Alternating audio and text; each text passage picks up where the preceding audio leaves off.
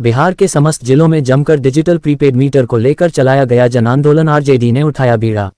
भारत दर्शन एक आवाज के क्षेत्रीय प्रभारी संजीव एवं कैमरामैन संपत लाल से रूबरू हुए आरजेडी के नेतागण। आक्रोशित भाव में कहा, आम जनता के लिए हितकारी योजना नहीं।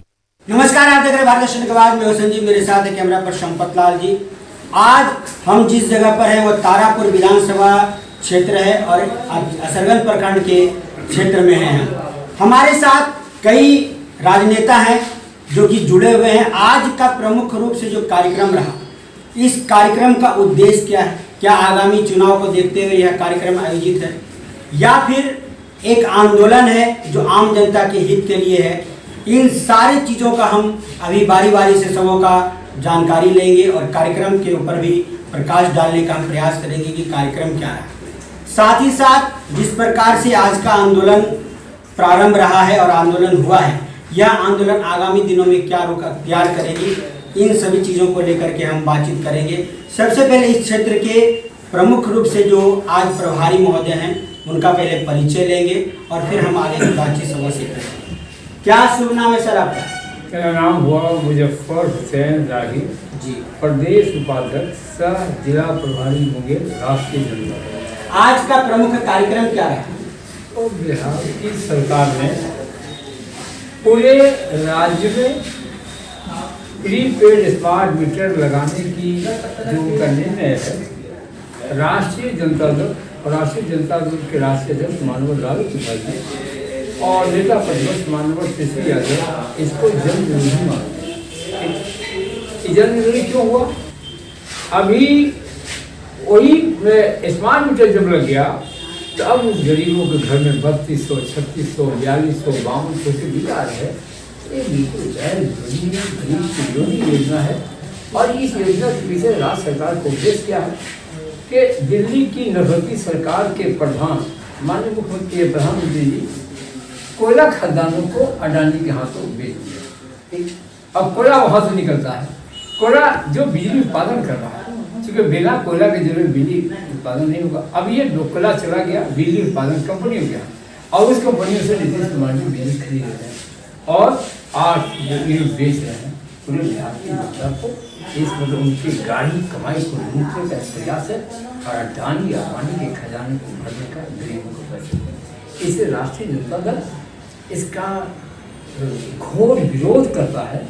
और आज नेता प्रतिपक्ष माननीय श्री तेजस्वी यादव ने आह्वान किया था कि 1 अक्टूबर को बिहार के तमाम 555 प्रखंड मुख्यालय पर हम गरीबों को इकट्ठा करके धरना प्रदर्शन करेंगे और सरकार से मांग करते हैं कि तत्काल प्रभाव से आप ये जन विरोधी स्मार्ट मीटर लगाने के निर्णय को वापस लीजिए, अन्यथा राष्ट्रीय जनता दल चलिए, हमारा एक सवाल है कि अभी सत्ताधारी के लोग यह कह रहे हैं कि विपक्ष के पास कोई मुद्दा नहीं रह गया, इसलिए जो है जन विरोध आंदोलन चला करके जो है दिग्भ्रमित करने का काम जनता ने किया।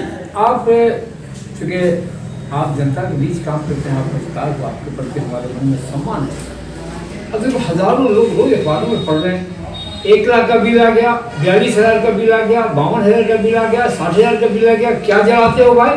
3 बॉल 2 पंखे चलाता हूँ। अब जाओ बिजली विभाग में, कोई सुनने वाला नहीं है।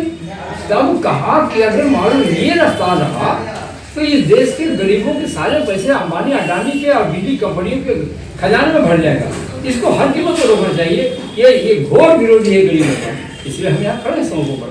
और उसी क्रम में मैं आया तो अभी मैं असरगंज से आरोप करता रहा, फिर हवेली खड़गपुर भी गए थे, सदर प्रखंड मुंगेर भी गए थे, वहाँ और जयपुर भी गए थे। सभी जगह गए थे। एक व्यापक जनता का समर्थन हमारी इस आंदोलन को मिल रहा। हम जनता के प्रति भी आभार व्यक्त करते हैं कि जनता ने हमारी आवाज़ को, राष्ट्रीय जनता दल के मान्यवर लालू प्रसाद की आवाज़ को सुना और सुन को बोला और प्रखंड मुख्यालय पर तमाम प्रखंड विकास पदाधिकारी को हमने एक मांग पर सौंप दिया जो जिला पदाधिकारी के नाम से है।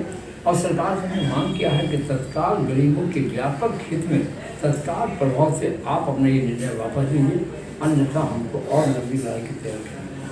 चलिए, एक सवाल हमारा यह भी सवाल है कि एनडीए की सरकार राज्य में भी है और केंद्र में भी है, लेकिन उनका कहना है कि हम आम जनता जो है बेहतर सुविधा उपलब्ध करा रहे डिजिटल इंडिया के माध्यम। गरीबों को घर से उजाड़ने का प्रयास है। हम इस बात को भी नहीं करते। जो जमीन सरकारी है वो जमीन हमारी है। अभी हमका हमारा एक सवाल आपका और रहेगा कि अभी कह रही है सरकार कि हम बीपीएल के लोगों को हम जो है मुफ्त में जो है अनाज दे रहे हैं, साथ में गैस का भी मूल्य उनके लिए कम कर दिया गया, इसको लेकर के क्या कहना चाहिए? 11 वर्षों से सरकार चल रही है मोदी जी। 400 जब इस सत्ता में आए थे 2014 में नरेंद्र मोदी जी, तब गैस सिलेंडर का कीमत था, जब कांग्रेस का राज था 10 सालों से मनमोहन सिंह की, तब गैस सिलेंडर की कीमत था 400, ई लेकर 1200। अब आप कह रहे हैं कि कम कर दिया। अरे 400 1200 का कोई फर्क है? 150 रुपया कम किया होगा, मान लिया आपकी बातों को, लेकिन तब क्या हुआ कि 400 से 1100 पर आ गया। ठीक है, ये कौन सा काम हो गया? अब आपने अभी आप जाओ गाँव में, मैं जिस गाँव में जहानाबाद का रहने वाला हूँ, 18 साल वहाँ का जिला अध्यक्ष रहा हूँ। अभी गाँव में नरेंद्र मोदी ने जो गैस कनेक्शन दिया है गरीबों को, दलितों को, वो सारे कनेक्शन उनके छप्पर पर बढ़ा गया। अब वो क्या कर रहे हैं? वो 200-300 का गोछा लाते हैं और 300 के गोछा जला करके पूरे महीने का गरीब अपना घर का खाना बनाते हैं। और नरेंद्र मोदी का ये गैस का चूल्हा, इनका सिलेंडर वहाँ टंगा गया है उनके छप्पर पर। ये हालत है। उनको आर्थिक स्थिति इतना कमजोर है, कहाँ 1100 महीना देगा? जो काम वो 200 में करना, गैस सिलेंडर देने वाला है। जिन लोगों को, जिन लाखों लोगों को इन्होंने दिया, उन लोगों ने छोड़ दिया लेना, अब 200 रुपये का बोझा खरीद करके महीने का खाना बनाता है। कभी समझते रहे नरेंद्र मोदी, तुम नहीं जान पाओगे ये तुम्हारा राज ऐसे चला जाएगा। तुम धर्म के नाम पर इंसान से अलग करने का जो प्रयास तुम्हारा है, अब ये देश की जनता जाती है। काशी मंदिर के सीढ़ियों पर 5 लाख दिया जलाएंगे अजीत जोगी, आदित्यनाथ जोगी। इस देश के घरों में सदियों से अंधेरा है, उन घर में आप उजाला लाने की बात करते, उनके शरीर पर ऐसा बस नहीं अपनाने की बात करते, उनको अपने रात देने की बात नहीं करते, उनको रोटी देने की बात आप नहीं करते, उनके लिए स्वास्थ्य की व्यवस्था आप ठीक नहीं करते। सोलह गाँव में कहीं भी अस्पताल है, अगर अस्पताल है तो डॉक्टर नहीं, डॉक्टर है तो नर्स नहीं, नर्स है तो दवा नहीं है। ये बिहार के देश की हालत है। कि भारत कहाँ चला गया? आपका रुपया का अवमूल्यन हुआ, पूरे दुनिया के बाजारों में आपका रुपया का भाव गिर गया। आप पूरे दुनिया में इंडेक्स में भूख के मामले में सबसे नीचे 11वां नंबर पर आपका नंबर है। कुछ भी नहीं लगता है कि आप कहाँ चले गए। कौन सा डिसीजन इंडिया है? भूख के पैमाने पर आपसे आगे बांग्लादेश है, आपसे आगे अफगानिस्तान है। कहाँ आप हैं? कभी उदाहरण दिया है नीतीश जी की, आपने बात करिए। अभी ये लोग कह रहे हैं, सत्ताधारी के लोग, कि जब नीतीश जी के साथ आरजेडी की सरकार थी तब बहुत बेहतर थे नीतीश जी, और आज बेकार हो चुके। ऐसा क्यों? नहीं, ऐसा है। हम उनके, वो मेरे पास आए एक शादी से और कहा हाथ जोड़ करके, इस बार हमको अवसर दे दीजिए, अगली बार से तेजस्वी बिहार को संभालेगा। आप लोगों ने भी देखा हो उनका बयान है, गांधी मैदान में बयान दिया 15 अगस्त को। हम उनके सवालों पर नहीं गए थे, हम अपने सवालों पर गए थे। और तेजस्वी ने कहा हम सत्ता में तभी जा पाएंगे माननीय मुख्यमंत्री जी, आपका साथ हम रहेंगे कि हम 10 लाख लोगों को रोजगार देंगे। ये हमारा कमिटमेंट है जनता के साथ। और जैसे हम सरकार में जाते हैं 17 महीनों में पहली बार 18 वर्षों में नेता प्रतिपक्ष वर्तमान में उन्होंने अपने 17 महीने के कार्यकाल में 4.5 लाख लोगों को नौकरी दिया। इन सवालों के साथ, उनके सवालों को नहीं साथ, वो आए थे पैदल चल करके राष्ट्रीय अध्यक्ष माननीय लालू प्रसाद जी को, और उन्होंने कहा था कि एक बार हमको मौका दिए, अगली बार तेजस्वी बिहार को संभालेंगे। ये सवाल चलिए, 2 दिन के बाद दुर्गा पूजा का प्रारंभ होने जा रहा है, इसको लेकर के आप विधानसभा क्षेत्र के लोगों को क्या संदेश देना चाहिए? हम देखो, ये भारत सांस्कृतिक देश है और सदियों से हम लोग एक, हमारे जितने भी हमारे हिंदू भाई सब हमारी सवैयाँ खाते हैं, हम भी और उनके होली में उनका पुआ खाने चले जाते हैं। ये भारत की संस्कृति विरासत है हजारों सालों की। और जो दिल्ली में बैठा है नरसती सरकार, उसने इस धारे को तोड़ा है और हमको खंडित किया है। धर्म के नाम पर, मजहब के नाम पर इंसान के इंसान से विदा किया है। हम उसके भी कट्टर विरोधी हैं। हम ये चाहते हैं कि भारत दुनिया में, भारत जिस संस्कृति विरासत के नाम पर दुनिया में उसने प्रसिद्धि प्राप्त किया था कि सब भाई भाई को, और उसी जगह पर एक जगह इस देश में महात्मा बुद्ध ने कहा कि जब इंसान के पैदा होने के रास्ते जले तो उसकी बराबरी एक राष्ट्रीय जनता का यही पैगाम है। हर हाथ को काम, हर खेत को पानी, ये हमारी जो है सब वचनबद्धता है इस बिहार, इस देश की जनता के लिए। जो ज़मीन सरकारी है वो ज़मीन हमारी है, एक गरीबों में हर कीमत में बांटना होगा। और ये सर्वे में जो लूट पाट चला रहा है इसके खिलाफ भी हम लोग आंदोलन करेंगे। हमारे राष्ट्रीय अध्यक्ष हम सब आपका धन्यवाद देते हैं। चलिए, आपका परिचय। जितेंद्र कुशवाहा, प्रदेश सचिव। चलिए, आज के कार्यक्रम पर प्रमुखता से विषय रखने का प्रयास करें। आज का जो कार्यक्रम हमारे गरीबों की मसीहा, शोषितों, दलितों,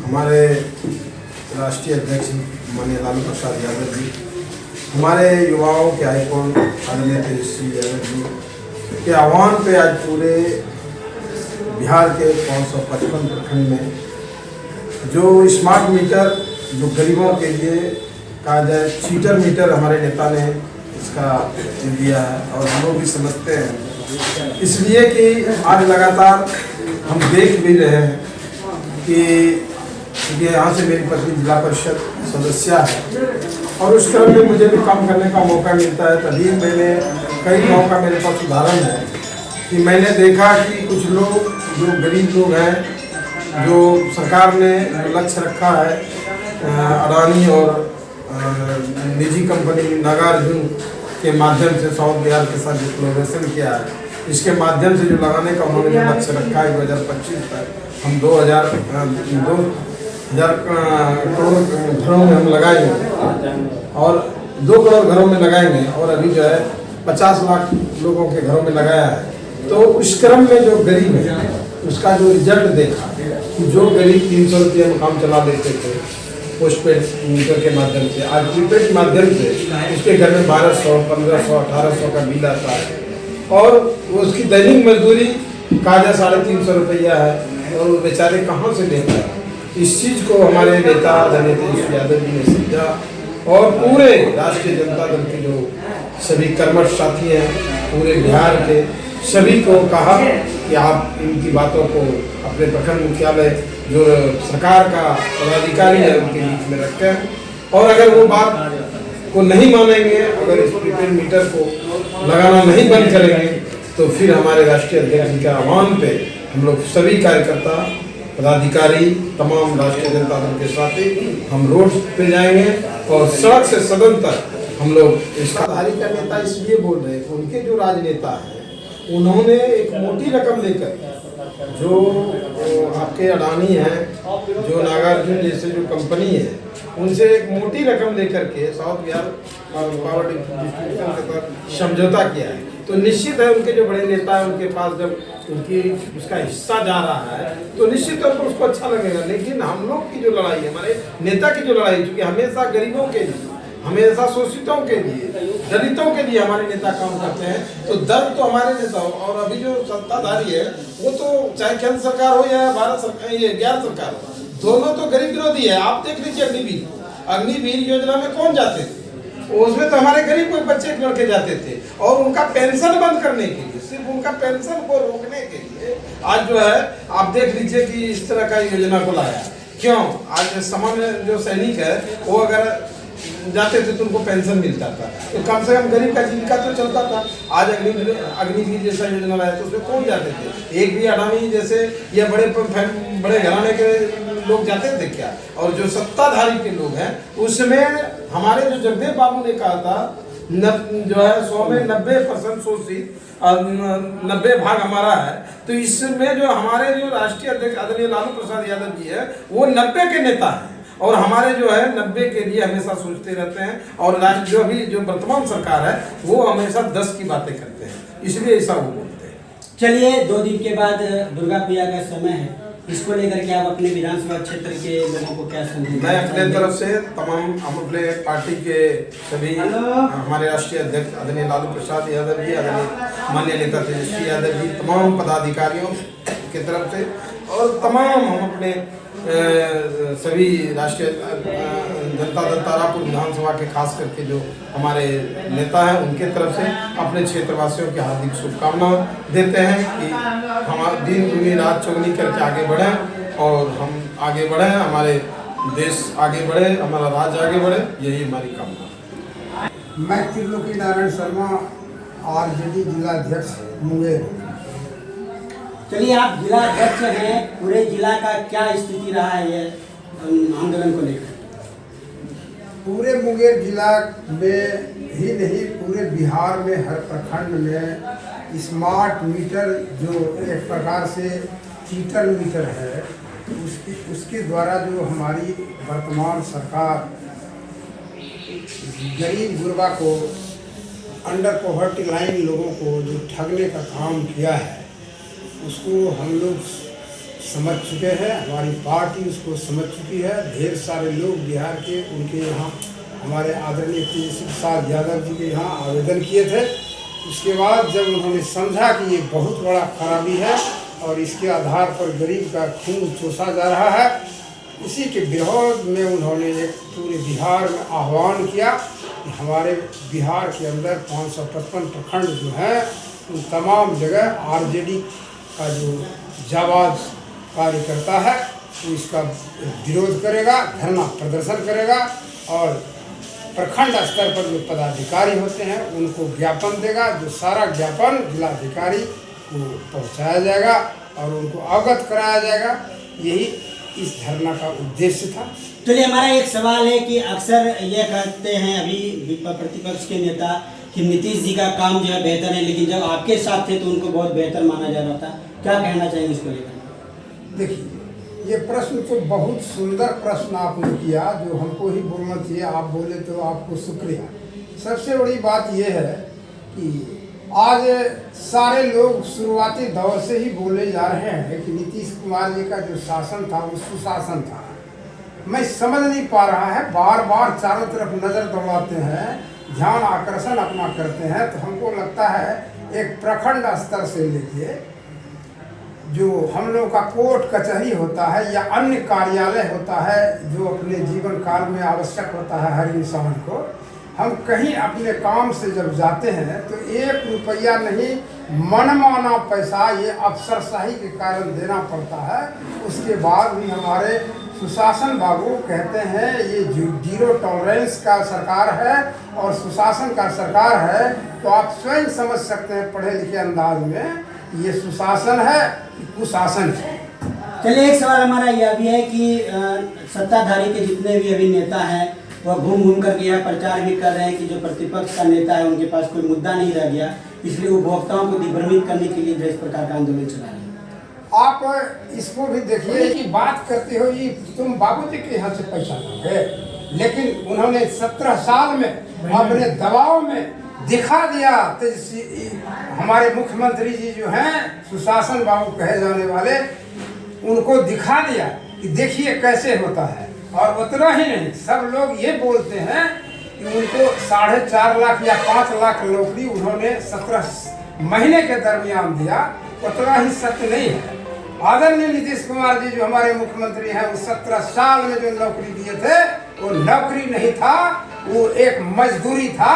एक टीचर को 12,000 14,000 मिलता था। जब 17 साल का समय आया तो उसमें उनको परमानेंट करने का, हर जगह उनका प्रमोशन करने का, हर तरह के सुविधा मुहैया कराने का काम भी तेजस्वी प्रसाद यादव ने किया, जो बिहार ही नहीं, हिंदुस्तान ही नहीं, पूरे विश्व में एक मिसाल है। और इसके बाद भी बोलते हैं तो इनको क्या कहा जा सकता है। चलिए, आप जिला अध्यक्ष हैं और आगामी दिनों में जो है दुर्गा पूजा का प्रारंभ होने जा रहा है, इसको लेकर के पूरे जिले वासियों को और विधानसभा क्षेत्र के लोगों को क्या संदेश देना चाहिए? सबसे पहले एक हिंदू होने के नाते मैं कह ही सकता हूँ कि दुर्गा पूजा अन्याय करने वाले के ऊपर ये जो पर्व हम लोग मनाते हैं, महिषासुर का मर्दन दुर्गा जी किए थे और ये असत्य को हराना और सत्य का विजय दिलाना, यही उनका उद्योग था। उसमें वो सफल हुए। उतना ही नहीं, अंत में जब हम दुर्गा जी का अध्ययन मनन करते हैं, उससे निष्कर्ष पर आते हैं, उन्होंने ये भी आश्वासन दिया था सब लोगों को जब पुनः तुमको किसी प्रकार का विपत्ति होगा तो तुम हमें पुकारना और मैं मदद करूंगा। और यही तो उसका आशय है। उसी आशय और विश्वास के साथ हम लोग हर्षोल्लास के साथ दुर्गा पूजा मनाएंगे और आगे भविष्य को उज्जवल बनाने का संकल्प लेंगे। साथ ही मैं आपके माध्यम से पूरे मुंगेर जिला के तीनों विधानसभा के मतदाता भाई बहनों से मैं विनती करूंगा, उनके लिए दुर्गा जी से प्रार्थना आपका करूं। परिचय श्रीमान? मैं मोहम्मद रफी उस्मा भोलू, जिला अध्यक्ष और संक्षेप प्रकोष्ठ राष्ट्रीय जनता दल मुंगेर सह आज के धरना का जिला द्वारा नियुक्त प्रभारी। चलिए, पूरे जिला का आपने भ्रमण किया है, इस पूरे जिला में आपको कार्यक्रम जो होना चाहिए तीनों विधानसभा में, कौन सा विधानसभा ऐसा लगा कि जहाँ बेहतर कार्यक्रम संपादित आपके कार्यकर्ताओं के द्वारा किया गया?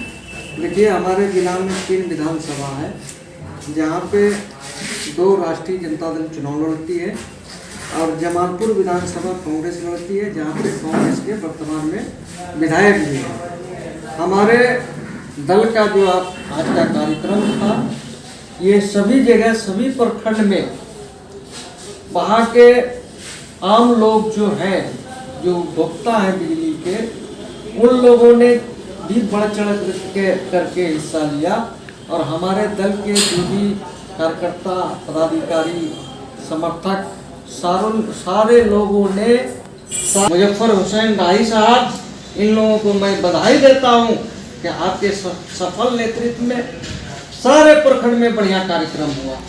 चलिए, एक सवाल आपसे भी यही रहेगा कि अक्सर अभी सत्ताधारी के नेता घूम घूम करके यह भी प्रचार करने में लगे हुए हैं कि जो प्रतिपक्ष के अभी नेता हैं, वो प्रतिपक्ष के जो भी कार्यकर्ता हैं, उनके पास कोई मुद्दा नहीं रह गया, इसलिए इस मुद्दा के माध्यम से आम उपभोक्ता को दिग्भ्रमित करने का काम कर रहे हैं। मुद्दा आपको, आप मीडिया के लोग आज खुद रोज मुद्दा को दिखा रहे हैं। तो रोज बिहार में किसी न किसी कोने में पुल गिर रही है, ये मुद्दा नहीं है। रोज हत्या हो रही है, ये मुद्दा नहीं है। रोज जो है भ्रष्टाचार का स्तर बढ़ता जा रहा है, ये मुद्दा नहीं है। उसी तरह का एक मुद्दा जो जनहित में, अरे ये क्या है, आप किसी कंपनी के लिए, अडानी और जाकर के नागार्जुन कंपनी के लिए आप पूरे बिहार के लोगों पे अंग्रेज का शासन लागू कर रहे हैं। आपको पता होगा, आप बताइए ये किस तरह का शासन चलाना चाहते हैं कि हमारे असरगंज प्रखंड में बदरका गाँव है, किसी ने मीटर लगाने से मना किया तो पूरा गांव का कनेक्शन, मैंने पूरा गांव का लाइट काट दिया गया। ये नीतीश जी किस तरह का शासन चलाना चाहते हैं? मुद्दे की बात अगर करते हैं वो, तो मुद्दे पे आए। हमारे नेता आदरणीय लालू प्रसाद यादव जी गरीब गुर्गों की आवाज बनकर सब दिन नेतृत्व किए हैं और वही गुण हमारे नेता आदरणीय तेजस्वी जी में है, जो आज इसका परिणाम है कि आज हम लोग धरना के माध्यम से सड़क पे हैं। और अगर सरकार इस मुद्दे पे ध्यान नहीं देती है, हमारी जो पार्टी की मांग है कि तीसरा पार्टी उसमें गठन किया जाए जो इस समस्या को देखे और सुने, ये अगर नहीं करती है तो हमारे सारे दल के कार्यकर्ता पदाधिकारी सड़क से लेकर के गांव तक पहुंचकर उनको खदेड़ा किया जाएगा। चलिए, आपने सड़क की बात करी है, नागार्जुन कंपनी की बात करी, अडानी और जैसे लोगों की बात आपने करी।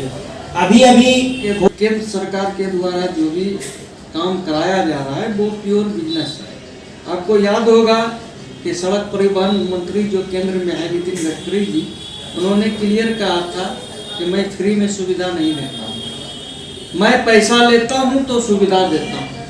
पैसा वो टैक्स के माध्यम से, टोल टैक्स के माध्यम से और भी अनेकों माध्यम से पब्लिक से लेती है, लेकिन पैसा लेने के बाद उसमें के निर्माण में पहले तो वो भ्रष्टाचार करती है, घोटाला करती है, फिर उस निर्माण के बाद जब उस पर सर्विस चालू हो जाता है तो उसमें भी घोटाला होता है। आज क्वालिटी की बात कर रहे हैं, आपने देखा ही होगा 4 लेन में क्या हाल है। अब बगल में लखनपुर है जहाँ पे डिप्टी मेयर का घर है, माने डिप्टी मुख्यमंत्री सम्राट चौधरी जी का, उनका जो पर्सनल, उनके घर से लोग 50 दिन भर में रोड पे निकलते होंगे। उस रोड पर का स्थिति मैं अभी आपसे निवेदन करूंगा कि आप जाके देखें। वहां पे एक टोटो कई बार एक्सीडेंट कर चुके हैं। एक दुधमुहा बच्चा जो महीना 1.5 महीना का था, उसकी मैंने एक्सीडेंट में मृत्यु हो गई। उसके और जो है एक का सर फट गया, किसी का जो है मोटरसाइकिल उड़ रहा है। इस तरह का घटना डिप्टी मुख्यमंत्री के घर के सामने, जस्ट सामने हो रहा। तो इससे बड़ा घोटाला जो सरकार आंख बंद करके करा रही है, इससे बड़ा प्रमाण और क्या हो सकता है? ऐसा अनेकों आपको तारापुर में मिल जाएगा, पूरे बिहार की तो मैं बात ही नहीं कर रहा। मैं आपने सवाल उठाया मुख्यमंत्री जी का, आपके इसी क्षेत्र के मुख्यमंत्री भी हैं, उप मुख्यमंत्री हैं, तो क्या लगता है कि आने वाले दिनों में जिस प्रकार से कार्य हो रहा है उसमें कहीं सुधार होने की संभावना जताई जा सकती है? देखिए, उप मुख्यमंत्री जी हमारे पड़ोसी हैं, हमारे क्षेत्र के हैं। मैं उनको मैंने अच्छी तरह से जानता हूँ, लेकिन हम लोगों को भी खुशी हुई थी और उम्मीद थी कि हमारे क्षेत्र के उप मुख्यमंत्री बने हैं तो हमारे क्षेत्र का विकास होगा।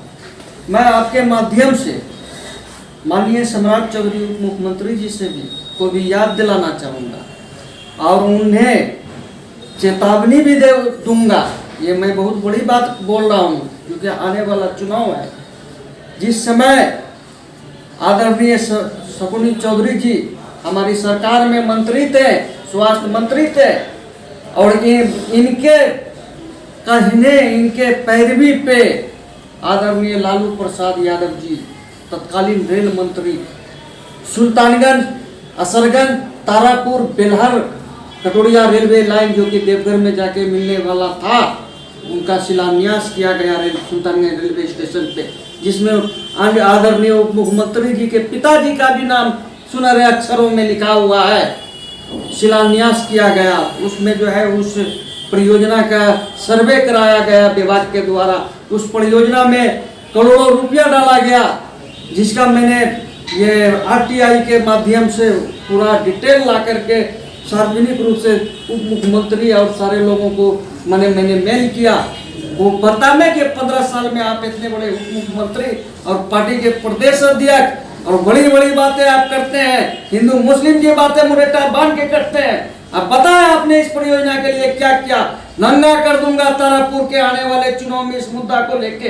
अगर ये काम चुनाव के पहले नहीं तारापुर से रेल गुजरती है तो आदरणीय उप मुख्यमंत्री जी आप तैयार रहिए, तारापुर में आपको नंगा कर दूंगा। तारापुर घुसने नहीं दिया जाएगा। तारापुर के लोग, इस लोगों का ये मुद्दा सपना है। इस सपना को अगर रोका नहीं पूरा हो पाया, जो सपना आपके पिताजी ने दिखाया, उस सपना को रोकने का काम आपने किया है।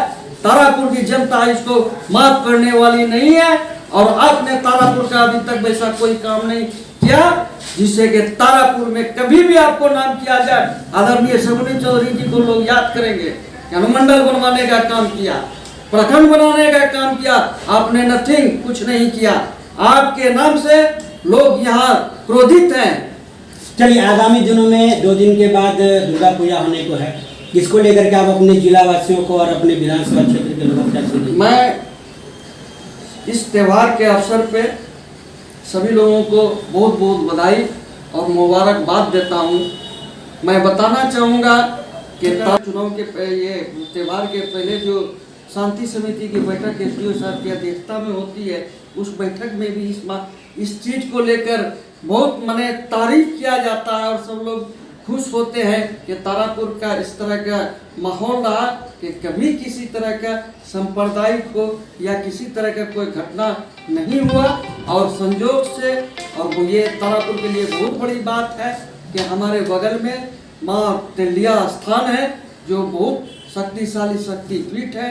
मैं सारे बिहार वासियों से अनुरोध करूंगा कि आप एक बार जरूर आए हमारे टेलिया और आकर यहाँ अपनी बातों को माँ के सामने रखें। आपकी बातें पूरी होंगी। पुनः मैं सबों को मिलजुल कर इस त्योहार को मनाने की गुजारिश करता हूँ और बहुत बहुत मुबारकबाद करता हूँ।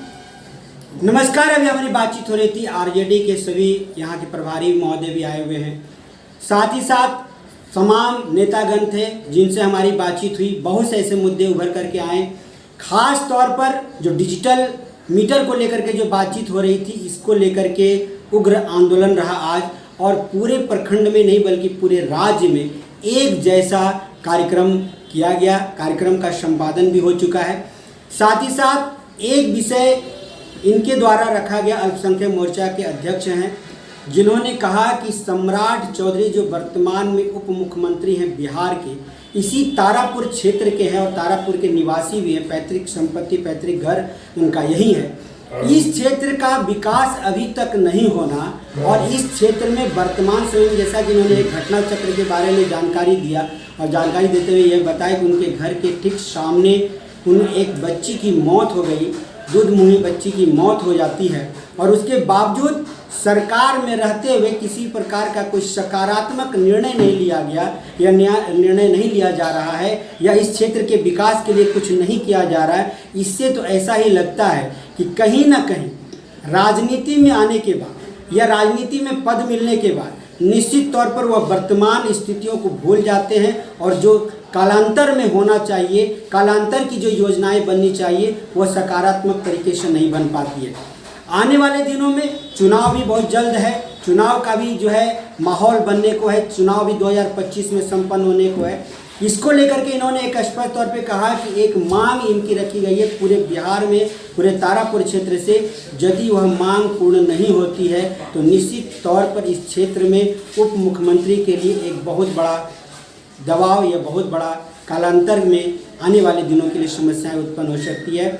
यह समय राजनीति है, राजनीति में उथल पुथल होते रहते, राजनीति में परिवर्तन होना भी आम बात है। कौन कब कहाँ किस जगह पे रहेगा यह तो आने वाला दिन और आने वाला समय ही बताएगा, लेकिन जिस प्रकार से मांग की गई है यह निश्चित तौर पर इस बिहार क्षेत्र में नहीं बल्कि तारापुर विधानसभा क्षेत्र के लिए और पूरे जिले के लिए भी एक बहुत बड़ी बात है। इस पर अवश्य रूप में वर्तमान में एनडीए सरकार में और उप मुख्यमंत्री के पद पर भी है, निश्चित तौर पर इस पर सकारात्मक भूमिका निभानी चाहिए। चलिए देखना यह है कि आने वाले दिनों में होता क्या है, आने वाले दिनों में क्या यह सुधार हो पाएगा या नहीं हो पाएगा, यह तो आने वाला वक्त और आने वाला समय ही बताएगा। चलिए अपने संवाद को देते हैं विराम, वापस लौटते स्टूडियो की ओर। नमस्कार, धन्यवाद।